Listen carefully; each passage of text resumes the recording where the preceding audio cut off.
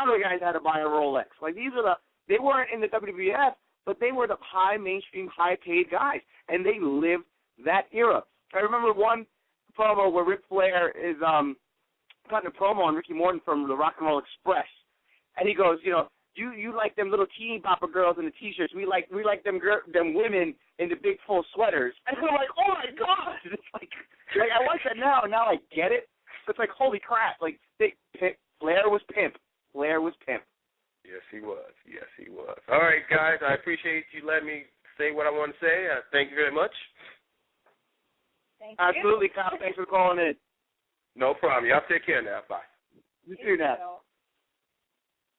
All right. Well, moving through the list, we're almost there. Yeah, we're almost there. We have about 15 minutes, so we're just going to, scroll on down the list.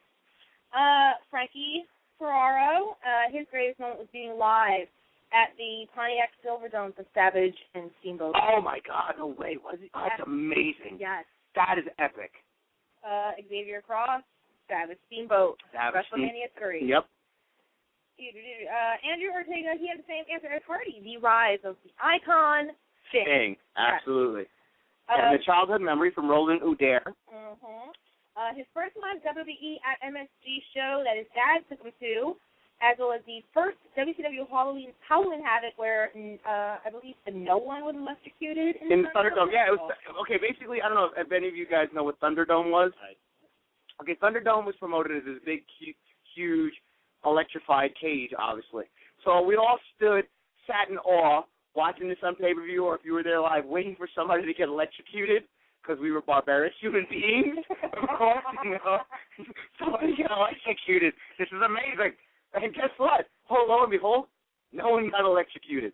But again, we 90% of this conversation has been dominated by WWF. But we can't ignore the Jim Crockett years and everything like that. Like, Jim Crockett had some amazing things in the 80s. He had the Night of the Skywalkers, which is basically the Midnight Express versus the Road Warriors, in a scaffold match, the first ever scaffold match. And, Jim Cornette is hanging up, and Jim Cornette legitimately broke both his legs. Like, you couldn't see them break, but he broke both of his legs. And I was like, how do you go up and wrestle on a scaffold? Hey, guys, got a great concept for you. Here's an idea, I mean, so many good things, so many great memories. The first house show I got taken to was in the 80s. This was just before WrestleMania 2. And I had started watching on TV, and I begged my dad, and I finally got taken to see a live show. The main event of the card was the British Bulldogs and Captain Lou versus the Dream Team and Luster's Johnny Valiant. And that played on demand once, and I was in the audience. I remember this. And on top of that, it was prior to the TV debut of Jake the Snake Roberts. It was Jake the Snake Roberts' house show debut versus Leaping Lanny Poffo, who used to read the poems and throw the frisbees. And, of course, as we know later on, Leaping Lanny Poffo was Randy Savage, the genius, but he's also Randy Savage's brother. Hillbilly Jim versus King Kong Bundy I saw. The other one I saw was my other all-time favorite, Ricky Steamboat versus Mr. Fuji. Hercules was in the house. I mean, there was so many great things. I saw the Jumping Bomb Angels. The Jumping Bomb Angels, with the women's tag team wrestling was relevant. I mean, there was so much. And we got another call. Relevant. 203, you're on the air with Nerd Herders. What's your name? Where you calling from? 203, you there? I will bet you money that this is Rob Beers, because he keeps telling me on the event page that he's been trying to call in, but he just can't seem to get through. Rob, I'm so sorry. You're having connection problems. I'm sorry. Now, this is the other thing. Other than the actual wrestling, and I know all of you are going to agree with me with this because everybody else seeks these things out as well, the merchandising. Merchandising, where the real money from the wrestling is made. I think that's the truth. I know, but it was the first real relevant toy line, the big rubber figures, which we have these in the basement. I have still to this day in the basement. I have in the package Mr. Wonderful Poor Orndorff with the poster. These used to come with posters and everything like that. They were epic. That was literally probably I remember my dad had a really good work year, and one Christmas, when they first came out, I got almost. I didn't get a Hulk Hogan because I didn't like Hulk Hogan, but I got almost every wrestling figure that was out when they first released. The ring and everything, and it didn't matter that the joints moved or anything. It didn't matter. They were just the coolest looking thing. I had a Hogan. You did have I did have a Hogan. I wasn't much of a Hogan fan. So who was it? Here's the question I have to ask you. Who was it for you in the 80s? Other than, I know Macho and Liz was big for you. Yeah. But was there anybody else that was big for you in the 80s? Bret Hart and Hart. Bret Hart. I was a Hart fan. Really? Yeah. What, okay, so he mostly, 99% of the time only did tag team wrestling. Yeah. So what was it about the Hitman that resonated with you, that made you say, he's cool? At first? Yeah. I thought it was cute. Okay, simple enough. How about you, Chris? Because I know you were born later, but nonetheless, you still got into it. Like, who was it for you in the 80s? Yeah, I'm not ashamed of it. I was a Hulkamania. This is no shame in the game. I wasn't me. It wasn't for me. Hulkamania. I mean, put it this way. I mean, we had Hulk Hogan's Rock and Wrestling, which was epic. I mean, our son has watched them and he loved them. Yeah. Also, on top of that, there was a Hulkamania workout set. And I had this as a kid. I did have this. It had the little weights and the jump rope, the headband, and the workout poster and everything. Yeah, my brother had that all. But with the Hogan rubber one that you were talking about, like I said, we did have it. I was such a wrestling fan. Nerd moment. I was such a wrestling fan that I used to use him as my Ken doll to all my Barbies when I was a kid. I never wanted a Ken doll. You know, even though I was a tomboy and I liked G.I. Joe, I didn't want a G.I. Joe. I wanted Hulk Hogan and the rest of the big wrestling to date my Barbie doll. All right, we're going to try this one more time with 203. I know this is Rob here. Rob, please tell me you're there. 203. Hello. Hey, we got him. You guys hear me? We took the whole episode. Can you guys hear me? Yes, we can hear you. Finally hear you. Awesome. So glad you finally got the hot tag. You're in. Forever. It's the Fog Man. You've been trying since the beginning of the episode. I've been trying to get through the whole episode. It's true. What's so going on? Technically, you are the main event. You are the main event now. You are. Absolutely. What is your favorite 80s wrestling moment? You can't laugh, though. You got to promise you don't laugh. I promise I won't laugh. My there's favorite moment is when Snooker got hit with the pineapple, Piper's Pit. Yeah, excellent. Dude, absolutely my favorite. Why is it my favorite? Because I am the Fog Man, and I love Snook, and I see him all the time. The whole fact that I got to talk to him about it. Mm-hmm. And how actual pissed he was that it actually hurt. But you want to hear something really cool? Rob? Check this out. When I started in indie wrestling and just started, Johnny Rogers, Once in the Blue, take our school shows out on the road and do some things outside. The first outside independent show I did outside of the school was an 8-man tag. And my tag team partner for my first independent wrestling show out away from the school was, in fact, Jimmy Superfly Snuka. The best. The man's the best. For me, I was only 2 years in wrestling, and here I am tagging with Jimmy Superfly Snuka, someone I used to watch on TV. It was amazing. Absolutely the fact amazing. that he still wrestles today without shoes is amazing. Oh yeah, absolutely. And he's still such a nice guy. He's such a nice guy. He's so humble. He's so nice.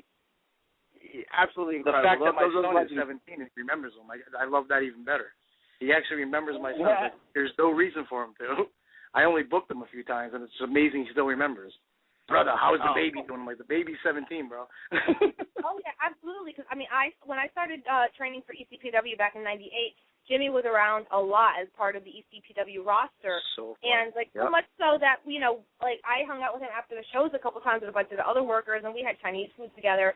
And, I hadn't seen him for so long, but then I took my son, our oldest son, to an independent wrestling show with Damian while I was pregnant with our second son, and he saw me and remembered me out of the blue and was just so happy and told me for the long he wanted to be a kid, everything. He remembered me, and he was so proud of me and happy that, I was married and we had children, and, he is just an overall wonderful man, and his memory is amazing, yes. Absolutely. Yeah, it is. It's so funny. I have stories that go on and on. Absolutely. Robert, thanks so much for finally getting through. Thank you so much. This is not Robert. No, I'm sorry, guys. You got it wrong. It's the Fog Man. I'm sorry. But thank you for hanging in there for over a year and trying. Absolutely. Awesome. Thank you, though, for taking my call. No, absolutely. Anytime. Thank you. Bye, sweetie. I got a tweet from Ultra Warrior in reference to the toys that I had mentioned, and I know Chris was going to pop for this one because, again, we You guys throw nothing away as well as I. We have everything. Ultra Warrior, Remco, AWA figures greater than WWF wrestling figures. And the cool thing about these was they looked like the He-Man figures. They were all ripped and jacked and everything. A few of them. Yeah, I mean, there was they had the Fantastics. They had so many different guys in that and everything like that. They were so cool. I remember, like, in the early 90s, real quick, just to jump off base, like WCW made smaller rubber versions and everything. Yeah. But the WWF ones were cool. They had the thumb wrestlers, the thumb wrestling figures, which we have in the basement. We have everything. And it was such a, I mean, and to this day, if you think about it, people go out searching for, like, the CM Punk shirt and the Zack Ryder shirt, and they're friends of ours, no book one, but, like, people more so clamor and always on a constant hunt for the 1980s shirt. Yep. If they see a remake of it, I mean, I was just did an independent booking a few weeks ago, and a guy walked in wearing the lavender Macho Man shirt with the sunglasses. Mm-hmm. For me, and if anybody can help me out with this, it'd be great. I have been on the lookout for a shirt I had as a kid that I no longer have. The baseball tee, the white and red baseball tee of the British Bulldogs. They had the flag in the front with the bulldog in the center. Yeah. I've been on the search for that for years. And I remember, like, it was cool because it wasn't even Shop Zone. It was, like, a couple little pages and had all T-shirts on the inside. It was mostly T-shirts, a little foam thing. One of my favorite other objects that I always wanted that I didn't have was the Mine doll when George Animal Steel started carrying Mine. Mm-hmm. He was awesome. And that was another one, too, George Animal Steel. I used to love how he used to chase after Elizabeth. You know, my favorite promo was just like, Elizabeth, nice. You know, it was like, oh, it's such an epic All right, well, we need to say, we're about 3 minutes in. Okay. We have to say what our favorite moments are. Okay, we have not talked about everybody else's. Okay. So who's going first? We don't have any coins. All right, you go right ahead. Ladies first. My favorite 80s moment obviously involves Macho and Liz. Mm-hmm. Now, my favorite moment was when Liz epically got involved in the match, hopped up on the apron while, you know, Hogan and Macho were the mega powers, and she did the freaking unthinkable and took her skirt off. And everybody wigged. Everybody's like, whoa. Yep. Did she? Whoa. Yeah, she was, like, over the classy and never did anything like that. Never the, you know, classy, very, you know, I'm a lady, I'm Miss, and then that's all fine and dandy. But she took her skirt off. And everybody lost her. And, yeah. It was like the ultimate distraction. And I was like, oh, my God, she took her skirt off. Yeah, absolutely. How about you, Spike? I think my favorite moment would be when at the main event, Hulk Hogan is walking down the ring to fight Boss Man. All of a sudden you see Zeus standing there waiting. Yes! The little tie-in to the All Bar movie. Yeah, because at that time people have seen the movie, and when Zeus came in, it was like, whoa, we're really going to see Hogan and Zeus fight. Yeah, exactly. What's that smell? It's Dookie. I took my dad took me to see that movie. For me, I have to say, for me, you know what? I said it before, I said it again, and everybody said it tonight. The whole entire Mega Powers storyline. Yeah. For the year-long Mega Powers storyline. Mm-hmm. That was it for me. So, ladies and gentlemen, we hope you've enjoyed walking down memory lane. If you have kids and you're a wrestling fan, get them to watch this stuff. It's great stuff. This stuff has to live on forever. But before we go, we have to talk about the big news, the outfit that we've mentioned that we've got going on in 2 weeks. Yes. Obviously, next week we're going to have, you know, Nerd Hitters as well. But we are really, really, really pushing our Friday, December 7th show because we have locked in Jason David, Frank. The Green Ranger. The White Ranger. The freaking Dragon Ranger, whatever the last one was. I'm sorry. But, like, Jason. Black Dino. Yeah, oh, my God. We locked it in for a live on-air interview. He's super stoked. He's super excited. Yes. So, you know, check him out. He's got the fan page is on Facebook. Actually, he's official. It is Jason David Frank _official fan page, and he's also on Twitter. JDFFFN is his official Twitter.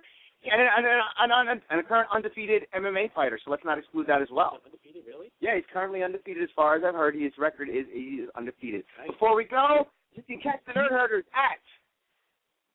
Am I supposed to plug my stuff? Go ahead. You got the most. For running out of time, go. All right. You can catch me on Twitter at Viva Foxy Foxy. That's 1 X and then 2 X's. I am on Facebook.com/FoxyFoxy. I have a blog. I update it every Wednesday at vivafoxyfoxy.livejournal.com and foxyfoxy.blogspot.com. I currently write articles for followingthenerd.com. You can listen to these episodes of Nerd Herders every Tuesday night